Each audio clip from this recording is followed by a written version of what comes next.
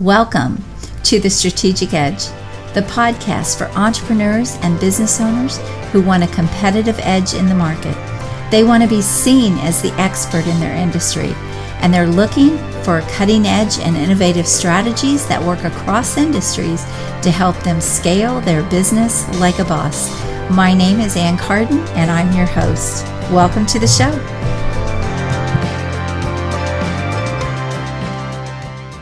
Hey everyone, it's Carden here, and I want to welcome you back to another episode of The Strategic Edge. And I'm excited for my guest today. Angel Ribo is with me, and he is a fascinating person. You're going to get so much value from him, and I think you're going to find this conversation extremely interesting. And Angel goes by the name CEO Confidante. So Angel, welcome to my show. Thank you. Thank you very much for having me. And thank you everybody for being here, to listen to us. Thank you so much. Well, it's a pleasure to have you. And before we jump into all of the great stuff, I want you to give an introduction. Tell everyone who you serve, what it is you do in your business, and what you're all about. Thank you. Thank you so much. So basically, if I had to summarize, I would say that both, corporate CEOs and established entrepreneurs, they hire me to bridge the gap globally for expansion and exposure. When I try to summarize these on a different way, I typically say that I help them, with strategies that are going to support the acceleration of the growth of their businesses, both corporate people and established entrepreneurs. And I've been doing that for the last 4 years, going to be 5 in a couple of months. Because I had a corporate America career, although I'm originally from Spain, from Barcelona. And that's one of the things I do. And the reason why I do what I do is because, after 20 plus years in corporate America, I decided that it was time to change, and we'll be able to talk about this a little bit later. And also I founded for three years and a half ago, my nonprofit is called Wisdom for Kids, and we help underprivileged kids in Latin America become entrepreneurs. Oh, I love that. Thank you. Become entrepreneurs using the local resources. So, I consider myself an influencer just because when I started my solo career, I started to really understand what influence means and what impact means in many different levels. And I started to build my brand online. And right now I have a strong presence online, mainly on LinkedIn. Because it's where my clientele, exactly, right? We met over there, exactly, and that's where I basically conduct most of my business on LinkedIn. So I'm a LinkedIn influencer. I sit on a few boards. I really support very, very much here in Dallas, Texas, the community, Dallas-Fort Worth area, the entrepreneurial and startup community. I'm very involved with the startup weeks, startup weekends. I'm also sometimes member of the jury. I'm very involved with angel investors. So it's kind of my life is a variety or it includes many different things, many different avenues that I have been needing in order to serve at the end of the day those corporations and those entrepreneurs. Fantastic. That's fantastic. And I have to tell you, your nonprofit speaks to my heart, because anything with kids, I have such a passion and a mission to help kids with anything that they need. So I absolutely love what you are doing in Latin America. So you're in Texas, but you shared some stories with me right before we started recording about your travels and everything that you've done. And how many languages did you say you speak? 5? Yes, exactly. 5 languages. 5 languages. I might have to hit you up on when we get to the end of the podcast. Absolutely. We might have to have you say goodbye, have a great day in 5 languages or something like that to make this really fun. Oh, that's good. Absolutely. So fantastic. So you really have such a diverse background, and you're really doing a lot of things. And I love how you're giving back and you're making a difference in your community, but even in other countries. And so I'm excited to talk to you, and I know that my listeners are going to get so much value from this. So tell us more about the CEO Confidante. What does that mean exactly? Exactly. So that's my brand, the name of the company. I always like to share the name, the LLC name of the company, because everything came out of a spiritual experience, and the name of my company is actually Divine Human Ventures. Divine Human Ventures. And it's funny because I was looking for another name, but someone in Texas already had taken this name. It was actually Divine Business Ventures. But when I looked at the second option, which was Divine Human Ventures, I said, oh my God, what a blessing. This is even better. Because, we all have this divine dimension that very often, unfortunately, we only care about it on Sundays. But it's impossible to live without that divine, role and divine, part of us. So the reason why I came up with this brand of the CEO Confidant is because, when you leave corporate America after being successful for so many years, but suddenly you don't have that structure. You don't have this boss. You don't have, I was working for a almost 4 billion euro company, but in their office here in Dallas. And I felt like, oh my God, I by myself. I felt like orphan, literally. Like I don't have all that support system and everything. Yes. And I thought of, I consider myself like, oh my God, but what am I going to do to the, what value am I going to offer to the world? And I thought that I wasn't worth it. I mean, very honestly, you're talking to me right now and you probably wouldn't say it, but I said, I was feeling like I wasn't worth it. Start offering my services, everything I had learned, until one day I remember that someone asked me, okay, so have you made some calculations? Calculations as of what? So have you made some calculations? Who have you served so far in your life? What have you done? I had never counted the number of countries I've conducted business. I had never counted how many companies. I had never counted how many meetings with CEOs I had had until I did it. And when I did it, I realized that those numbers were, oh my God, this is something. Yeah. And when you have this mixed emotions of imposter syndrome, regardless, like you're seeing is this even the numbers on the paper, but you still feel like you don't know anything. Yes. And you still have to show your value, but you already have helped so many hundreds and thousands of people. That was me when I left corporate America. So I want to hit on this a little bit, because one of the things that I help people do is take all of that experience and that knowledge and those skills and build a business around it. So to build a consulting business or build a coaching business. And, it's not uncommon for us. We take it for granted, what we know, what we've learned, what we've invested all of those years into. And we think there's no value in that. And, when it's the same thing when I show the people that I'm working with the massive value that they have to bring to the market that people would pay dearly for, it very much like you, it's such an eye opener and it opens up a whole new world for them. So I really love that we're talking about this because, oh my goodness, how many years were you in corporate? Well, since the 90s until 2016. You had to learn something in that time, I think, Angel. Absolutely. And I was blessed enough with having at 2 or 3 points in my life, I had almost, let me phrase it like this so none of my former bosses get insulted, but I had almost non-existent bosses. So I had complete freedom to do whatever I wanted. But I still had to deliver, results, numbers, sales. Yes. To my corporation. So I was able to make so many tests. I could proof test so many things with everything, with all the resources, with everything that I had at hand. That, oh my God, I made so many mistakes, but also I was thriving, Anne. I was thriving. I was having a blast. My wife told me one time, I was having such a blast that my wife actually told me one time, I thought you were going to ask for divorce. You were so hard worker, such a hard worker. You were working so much. You were so much gone, so much gone. Sometimes you were like 15 days in a row, 2 weeks in a row without showing up at home. I thought literally, maybe you were seeing someone else or something else was happening.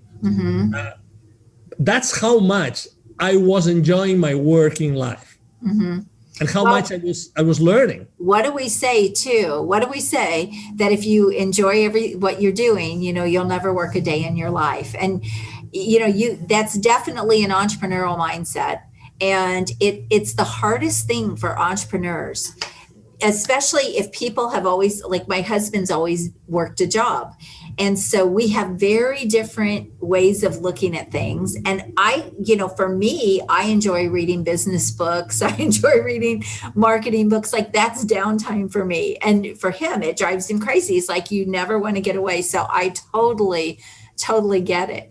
But it is the hardest thing for us to shut off because it's so ingrained in what we do, but we enjoy it. That's the problem. We enjoy it. So it never feels like we're working. I am, what was coming to me as I was listening to you, it was the word curious. Mm-hmm. Curious. I mean, I'm so curious. That's a great thing to have for an entrepreneur. Yes. But when I'm being asked, what was one of the most important mistakes you made when you moved out of corporate America to go have your own business? Is that this curiosity almost killed me. Yeah.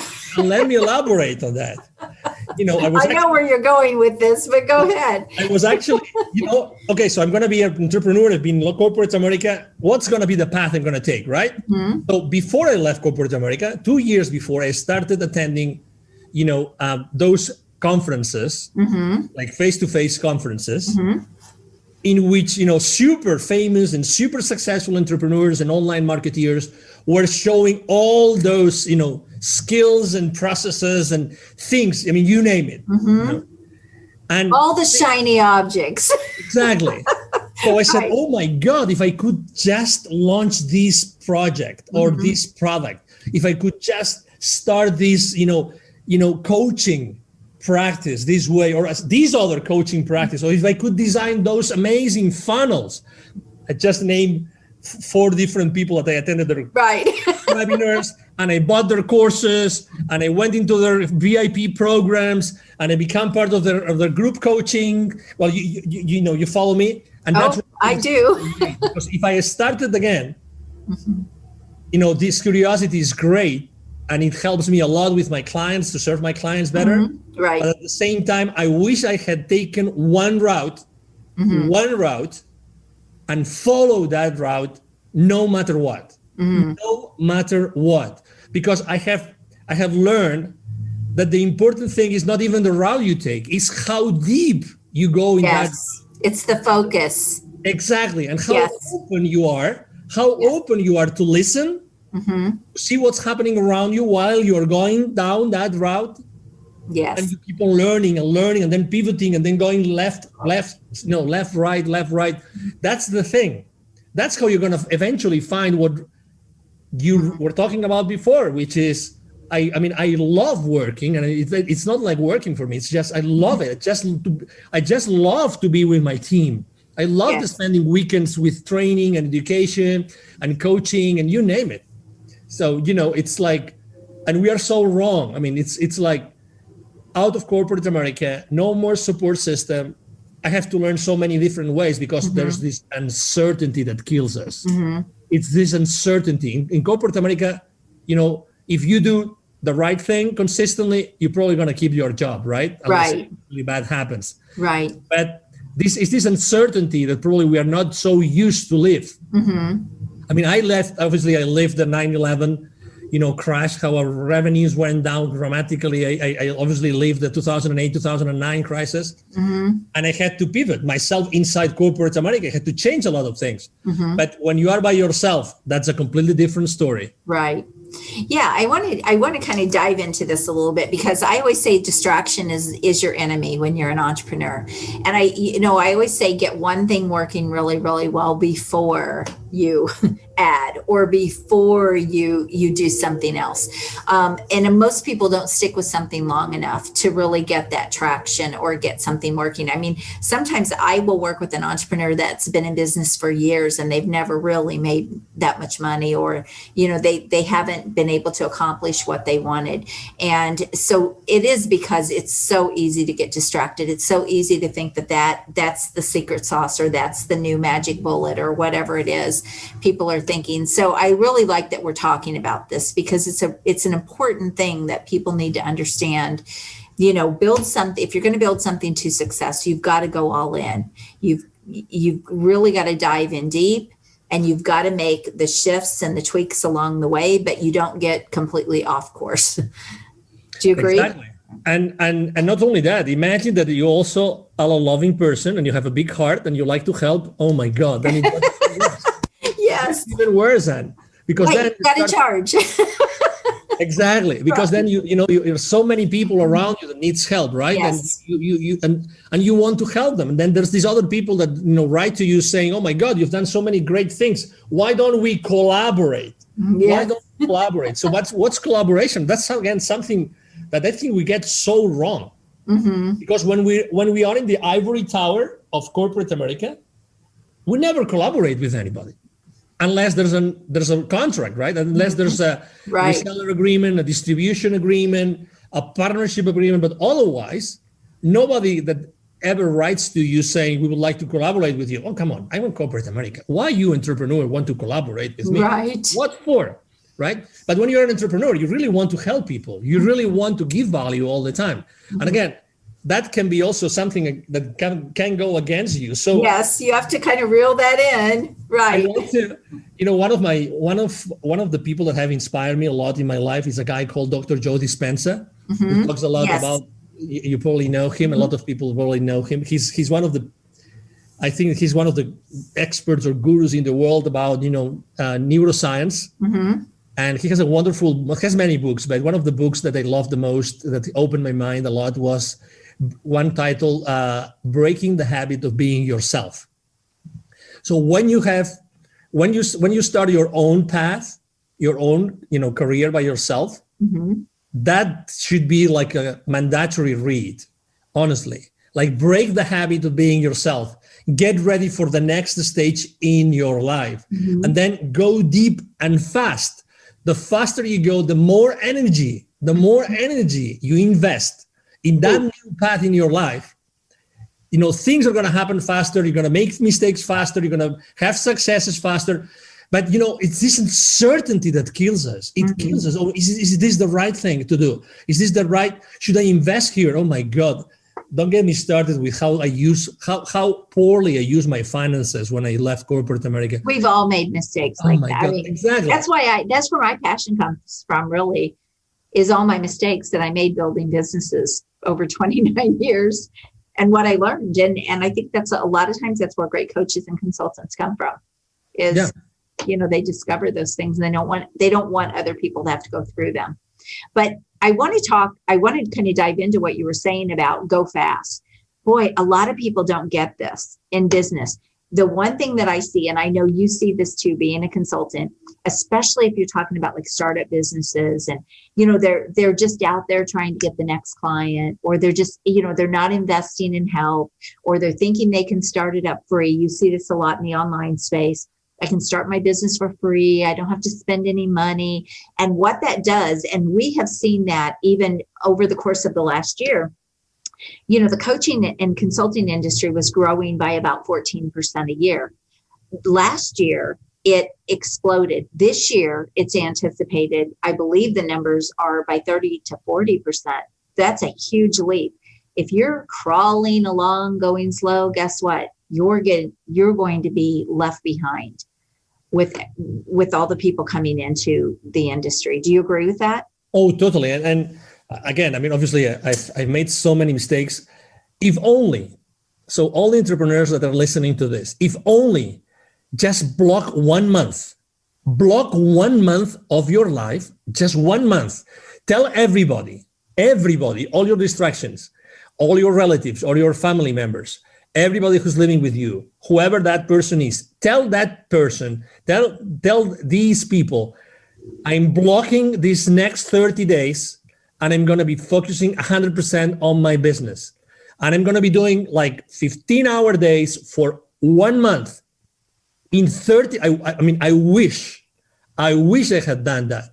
That's great advice, actually. In 1 month, my main mantra in business is take imperfect action now. Yes. Take imperfect action now. That's me. That's Angel Ribo, the CEO of Confidante. Take imperfect action now. Just do it. Just do it. It doesn't matter. What's the worst thing that can happen? What's the worst thing that can happen? What's the worst thing? that you were going to close a client and you didn't close it. Okay, how many more clients are out there? Right. How many hundreds or thousands or millions? I used to tell my sales force, some people would raise their hands during the sales training course, would say, what do I do when I run out of leads? Go get some more.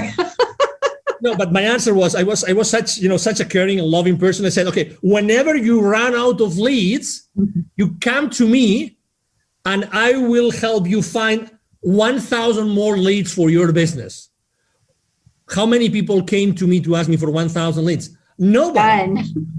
Nobody. We live in a place of abundance, like it or not. The numbers that you just disclosed to me that I didn't know, it's because people need your expertise. And guess what? Nobody on earth has the exact same expertise that you have. That's nobody. Right. Even if we have the same master's degree, even if we've done the same MBA, because you have had your own life. That's right. You have a frame of reference. You have a context that nobody else in the world has. That's right. A fact. That's a fact. So take that and put it at the service a community. You decide who the community is and start serving that community with the value that you have learned to provide. Just do it.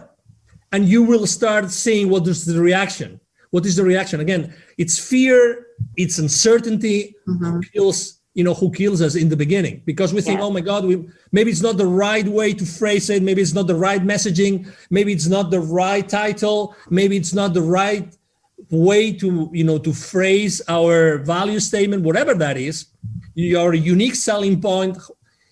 It's not that. It's you being you in front of your clients. Period.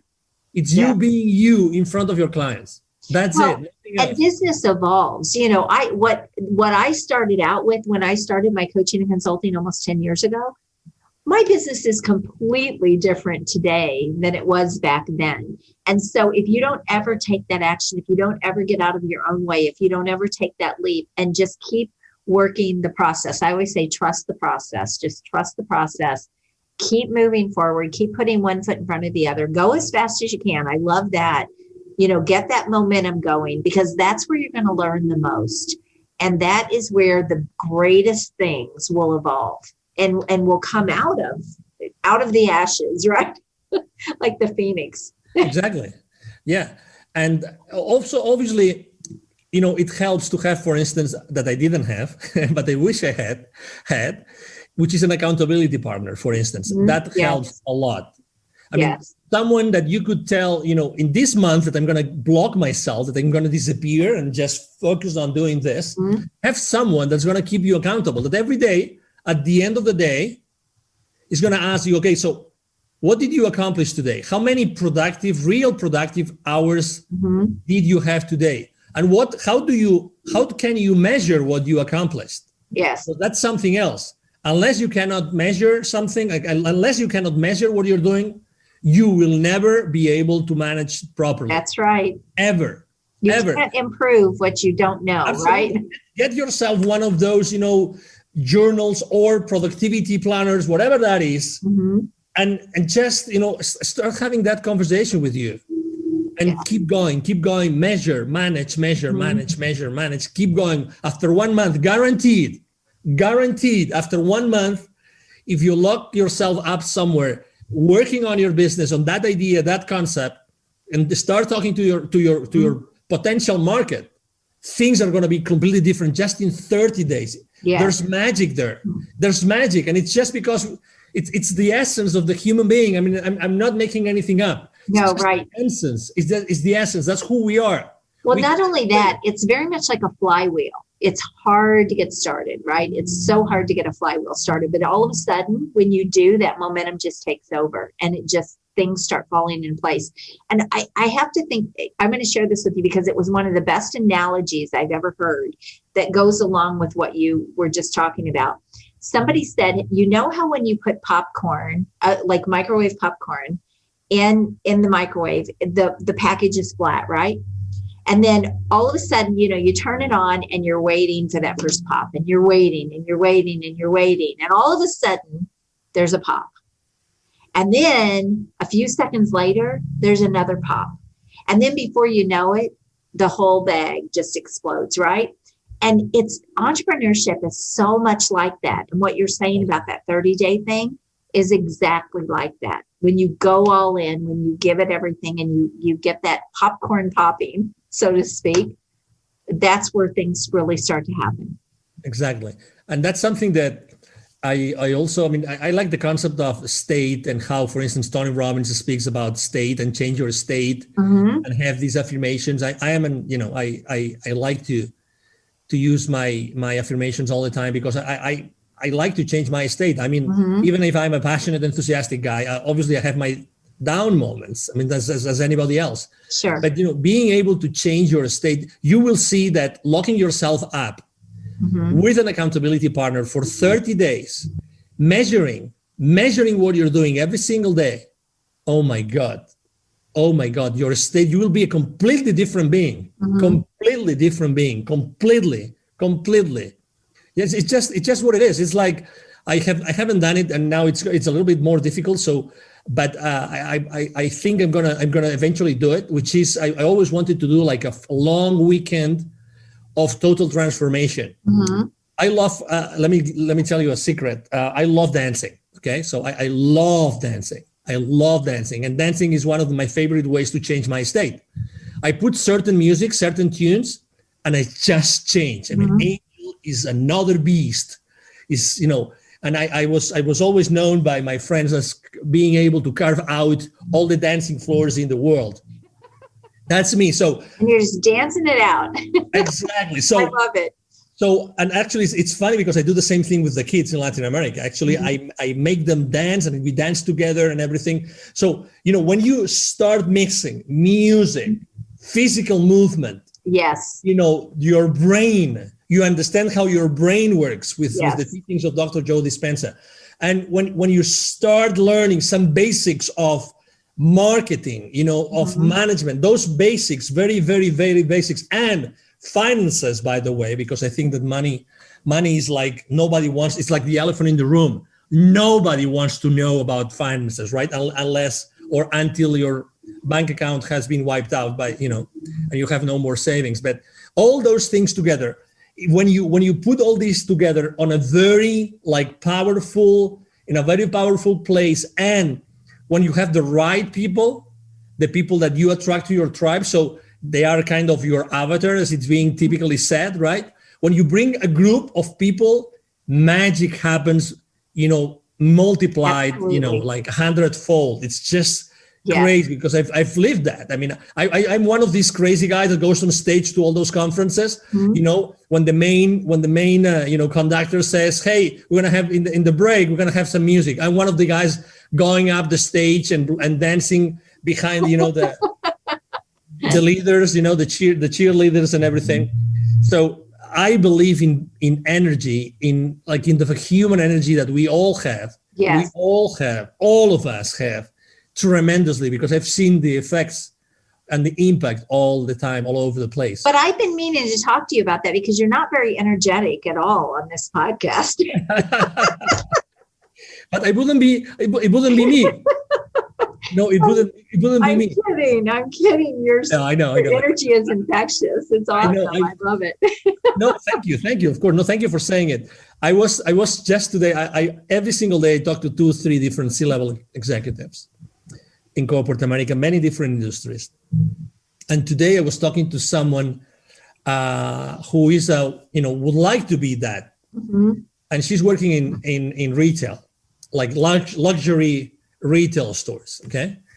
And she's herself, after 4 years, she has a very important role as sales director for a very well-known luxury brand. She didn't plan for it.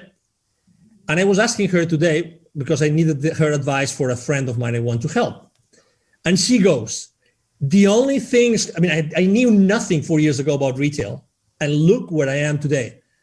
The only reason why I am where I am today is because I've been myself. I've been myself since day one. I'm not pretending to be anybody else. I'm myself. I'm serving my clients like nobody else just because I'm myself. And I'm being told I'm sweet. And I'm being told that I'm more patient and I'm more flexible. and I'm just myself, and I am completely honest with everybody. Guess what? It's worked out.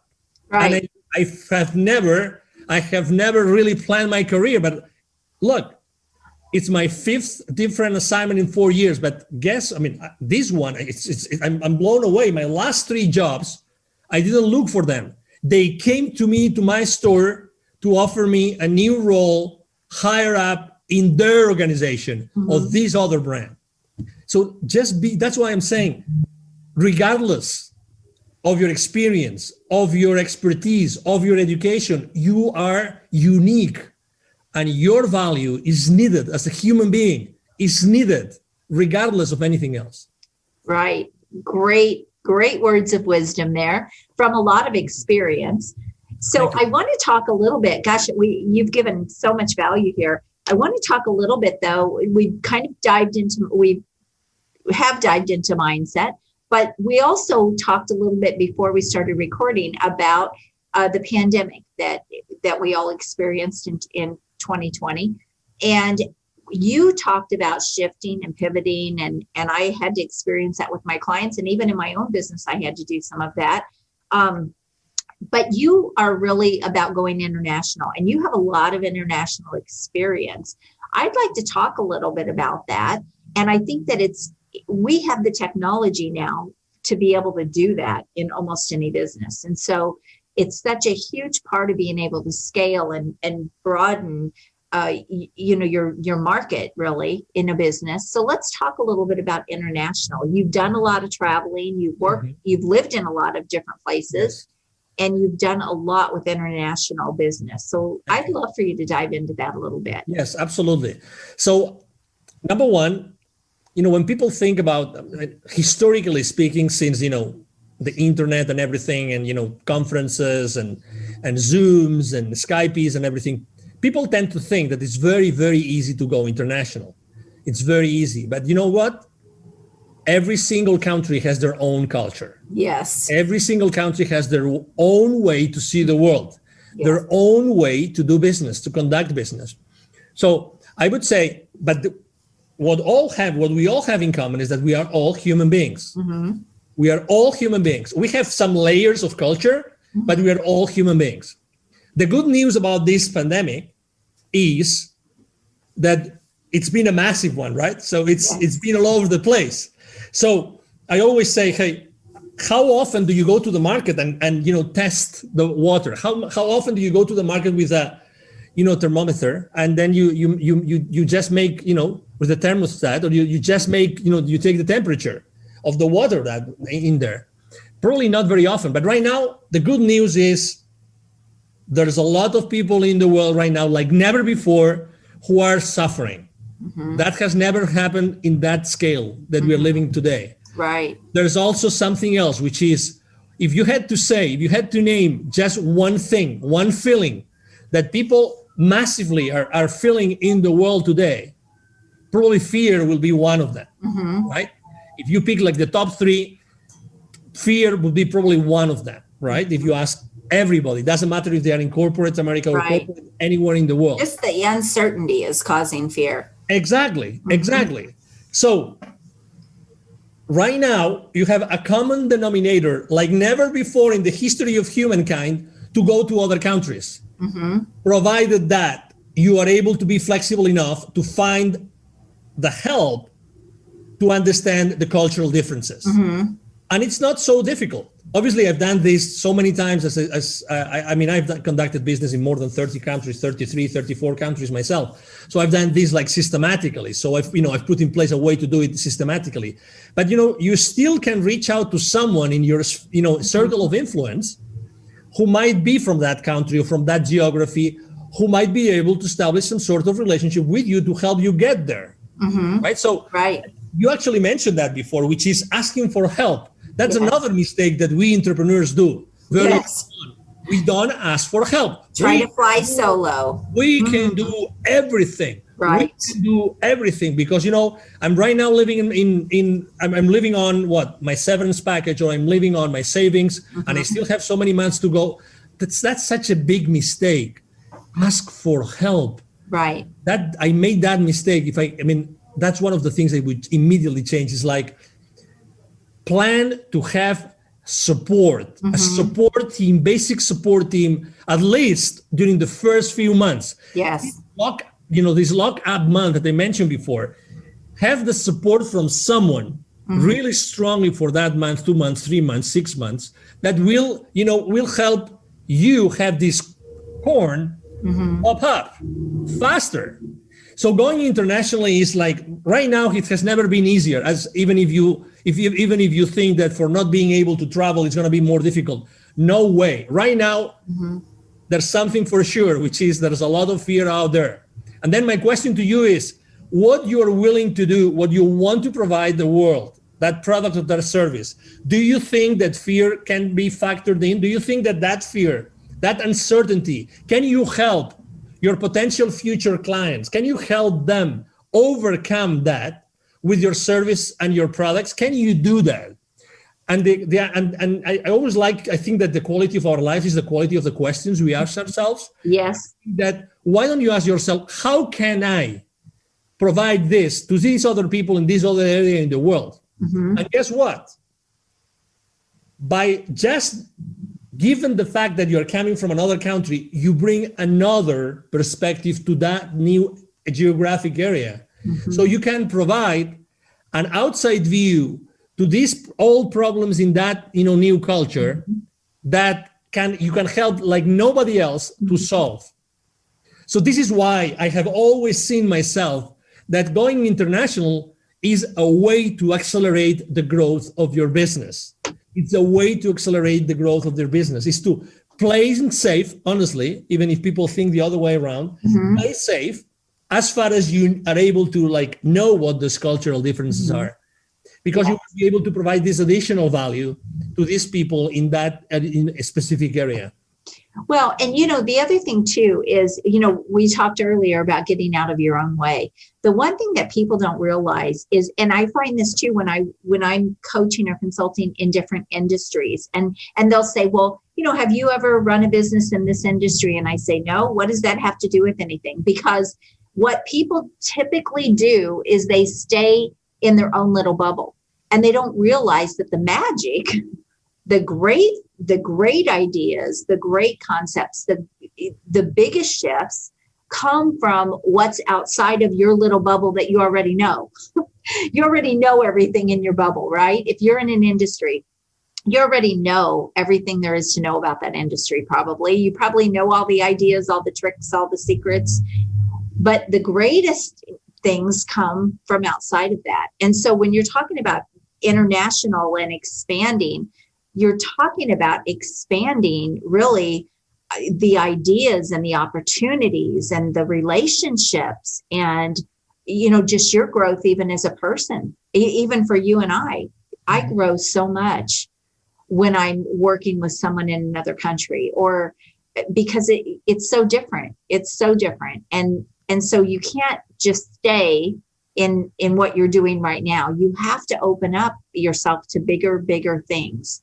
That to me is that's what you're saying, is that's where the real growth comes from. Exactly. I agree. And even though the internet is everywhere, you have to be able to get into those clients. You have to be able to, you cannot try to work your marketing magic locally and expect that that's going to work in all the geographies in the world. It's not how it works. Right. It's not how it works. You can have some success, but again, it's not how it works. We live in our small worlds. That happens even here. Every state of the union has their own, characters. Right. It's true. It is what it is by nature, right? So, even if you are in Texas and you want to open an office in Utah, let's say, you should probably hire someone local from right to be the head of that office, and then start building a team from there. Yeah. Before you decide to move someone from Texas to be developing business or doing something or providing services to your clients. Yeah, that's a gold nugget right there. Exactly.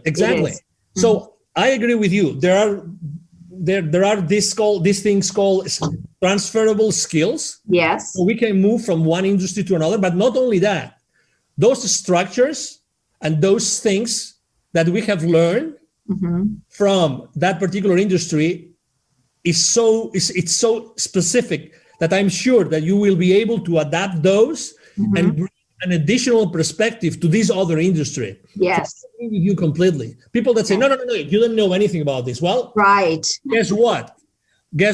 Maybe I can. Prove me wrong. Prove me wrong. Yeah. No, I think we experience that a lot as a business coach and a consultant. I know especially not so much anymore, but I used to get asked that all the time. Well, have you ever worked in this industry, or have you ever, owned this type of business? Because people that don't understand that those skills, those ideas, those strategies, can work across industries with some adaptation. And that's really what this podcast is all about. I mean, if you go and read what the podcast is all about, it's about strategies that work across industries, because people get too stuck in what they're doing and they don't open themselves up enough. So I really love that we're talking about this. But I like to, even putting it into perspective, it's not even just international differences, but you kind of hit the nail on the head when you said, hey, even, here in the United States, there are differences from Utah to Texas. And think about a small town, big city. Those are all going to be things. I know, I moved from Missouri to California, and then from California back to Missouri, and big differences in that 10-year time, in what happened in those areas. And so, yeah, those are great points. I was running, different distribution channels, and I can tell you it was really difficult to open a new office in another place in the country. And what proved to be the best strategy at the end of the day was acquisitions and mergers. That was much more effective for everybody involved. Yes. Than trying to open a new office and try to, get into someone else's business from the backyard, like, like nobody knows I'm here. Nobody knows that I'm going to start conducting business here. Right. But it the ramp up to do that is so, it's so long. It's so long. So it's much better. And it makes all the sense of the world. It's like, again, it's people that know everything locally. They know the industry in and out. They know the people. And again, it's all about these human beings that have relationships with other human beings locally. Yeah. That trust, after many years working together, that provides real value, and at the end of the day, real business for everybody involved. Right. Well, business acquisition is smart anyway. I always say, why start something from the ground up when you can go get something that's already half grown? I agree. It just makes so much more sense, but especially from an international level. I love that you're talking about that. So, wow, I know we have covered so much, but I want to value your time, and we want to keep this to a certain amount of time. But this has been so great. So give us 2 of your best points or strategies that you want to leave everyone with. Well, the first one, I alluded to it already, which is, taking perfect action now. Okay, taking perfect action now. And let me give you a piece of information here. There's something called a business accelerator. Those are organizations that basically they put those businesses like in an ICU, and they support them, and they do everything that they can, those organizations, to make sure that those startups, those businesses are really successful. 5 years ago, I was talking to the director of the #1 entrepreneurial college in the country, which is Babson College in Massachusetts. Okay, Babson College is always ranked #1, and I was asking her, hey, so what's the difference between a startup today? I just had attended a pitch event, and 5 years ago, and she told me, today, Angel, with $10,000-$15,000.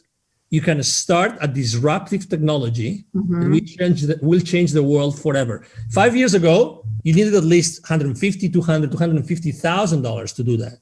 What does that mean?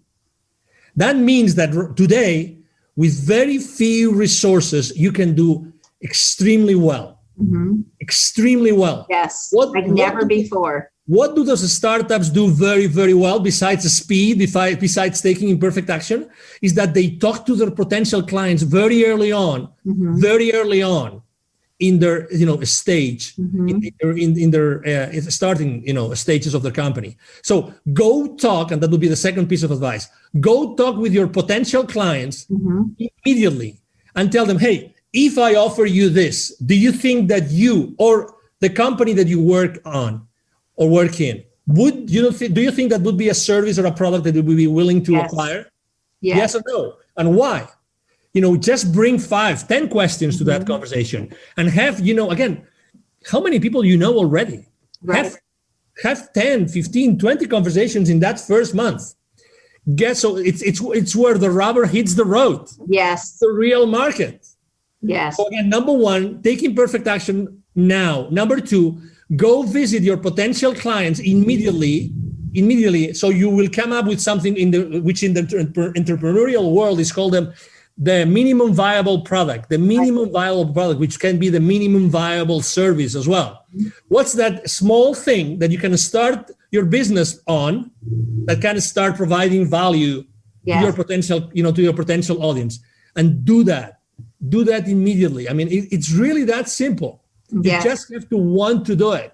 You just have to want to do it. Those would be my 2 nuggets for you. That's great advice, because they'll give you the answers. I always say, don't create something until you know that there's a buyer for it, because what you might think is a great idea, or what you might think, a market wants, until you go out there and ask people. I do this with people that, when they come out of corporate, for example, and they want to start a coaching or consulting business, and we're packaging up, their idea of what they think they can start that on, I always have them go back to their industry or back to their market and say, is this something you would be interested in? Is this something? And from there, they get so much feedback that we're able to structure that whole business model.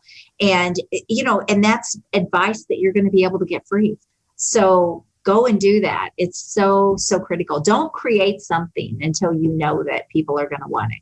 Exactly. I see people spend a lot of time on things that don't go anywhere because they don't do that. They don't. And let me drop another nugget here. Don't be a solution looking for a problem. Don't be a solution looking for a problem. Okay. Find the problem and then create the solution. Exactly. Yes. Okay, yes, so don't be the solution looking for the problem, because that happens a lot. Yes. That happens a lot, okay? So you are good at many different things. You are good at many different things. Just make sure that the problem already exists and you're trying to fix it. Whatever that is. It can be fixed with a product, or it can be fixed with a service. But make sure that you're not trying to find a problem that really doesn't exist, or is not that difficult to solve. So that you have to convince people. Exactly. I always say, if you have to drag people on the bus, there's a much better way, right? You don't have, if it has too much of an educational cycle, you have to educate people too much, it's probably going to struggle. You're not going to be able to get traction fast enough. Exactly. So wow, we have covered a lot today. So I said I was going to make you do this at the very end, just for some fun. First of all, before we do this, tell everyone how they can reach you and how they can reach out to you. Besides on LinkedIn. Thank you. Exactly. Besides on LinkedIn. So I'm known as the CEO Confidant. If you Google me, you will see I have plenty of entries on Google. Thank God. It's been a few years with working with this kind of tactics on search, online search. But it's very easy. Send me an email. I have a team of people that will make sure that we give you an answer. Send me an email. Very easy. It's like my name. It's Angel, ANGEL, at angelribo.com. Let me spell my last name for you. Angel Ribo, RIB as in boy, O.com. Angel at angelribo.com. That's the easiest way to reach out to me. And again, as I said, I answer to all the emails I get, all of them. And we'll put all of that information in the show notes, just so you know. Thank you. Awesome. So first of all, since he speaks 5 languages, we're going to have some fun here. And Angel, tell everybody goodbye in 5 different languages, and then let us know what language you're speaking in. Okay. So I think that gratitude plays a very important role in our lives. I like to be really very thankful and grateful to everybody that helps me, including you and your audience, obviously. So let's say goodbye and thank you to your audience. I will start with my mother tongue, which is Spanish. So it will be muchas gracias y hasta pronto. Then it would be Catalan, because in the area in Spain where I was born, it's called Catalonia. Barcelona is the capital city, and we speak a language called Catalan. It would be moltes gràcies, ens veiem aviat. That would be the second one. Then obviously the English one is the easiest one for everybody. So thank you very much. See you soon, I would say. Then it would be French. Merci beaucoup et à tout à l'heure. And then Portuguese, which would be muito obrigado, até logo. Fantastic. Well, on that note, how do you beat that, right? On that note, everyone, thank you so much for being here. Angel, thank you for being my guest. This was such a pleasure. And I know that there was so much gold that came out of this today, and so many great ideas and strategies and things that you shared. So thank you for sharing your wisdom. And for everyone else, thank you for joining us for another episode of The Strategic Edge. Until next time, God bless you. Bye-bye. God bless you. Bye-bye.